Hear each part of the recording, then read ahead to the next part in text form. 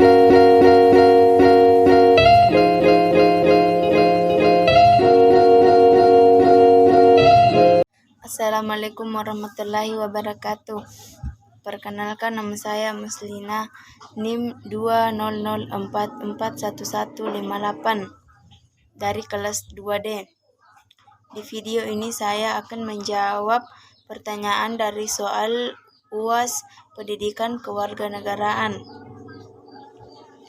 Jawaban saya yang pertama, nomor 1, yaitu menurut saya, hubungan demokrasi dengan korupsi yaitu demokrasi adalah sistem pemerintahan yang digunakan di Indonesia sampai sekarang ini, sedangkan korupsi merupakan pelanggaran hukum negara yang bersifat individual atau berkelompok yang merugikan perekonomian negara. Hubungannya adalah korupsi menghambat jalannya demokrasi karena jatuhnya perekonomian negara bukan merupakan tujuan diadakannya demokrasi, dan demokrasi tidak akan terlaksana secara lancar karena pengaruh dari korupsi tersebut. Jawaban nomor 2, yaitu menurut pendapat saya, suatu kejahatan dikatakan sebagai pelanggaran HAM ketika melanggar tindak kemanusiaan, baik dilakukan oleh individu maupun institusi negara. Contohnya, kasus pembunuhan, perbudakan, penganiayaan, apartheid, dan genosida. Jawaban nomor 3, yaitu menurut pendapat saya, laki-laki dan perempuan sudah mendapatkan hak yang sama yang melekat pada hakikat dan keberadaan manusia.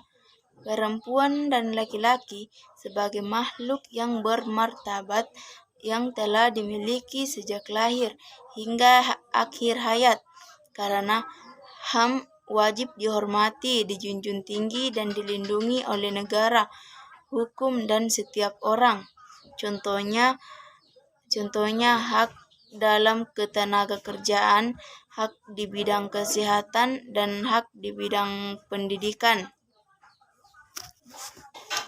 Jawaban nomor 4, menurut pendapat saya, negara hukum adalah negara di mana seluruh aktivitas dan tingkah laku rakyatnya berlandaskan hukum. Hukum tersebut mengikat seluruh warga negara agar tercipta suatu negara yang teratur, aman, damai, tentram, dan sejahtera. Adapun faktor-faktor yang memengaruhi penegakan hukum yaitu: yang pertama, faktor hukumnya sendiri, artinya di dalam hal ini dibatasi pada undang-undang. Kedua, faktor penegak hukum, yaitu pihak-pihak yang membentuk maupun menerapkan hukum. Ketiga, faktor sarana atau fasilitas yang mendukung penegakan hukum. Keempat, faktor masyarakat, yaitu lingkungan di mana hukum tersebut berlaku atau diterapkan. Kelima, faktor kebudayaan, artinya kebudayaan mencakup nilai-nilai yang mendasari hukum yang berlaku. Jawaban nomor 5, yaitu peran mahasiswa dalam pembangunan demokrasi adalah sebagai agen of change atau sering dikenal dengan agen perubahan. Sikap-sikap yang harus dikembangkan oleh mahasiswa yaitu sikap disiplin, penuh tanggung jawab, rasa cinta tanah air. Jawaban nomor 6, yaitu yang membuat bangsa Indonesia bertahan sampai saat ini yaitu kemajemukan yang luar biasa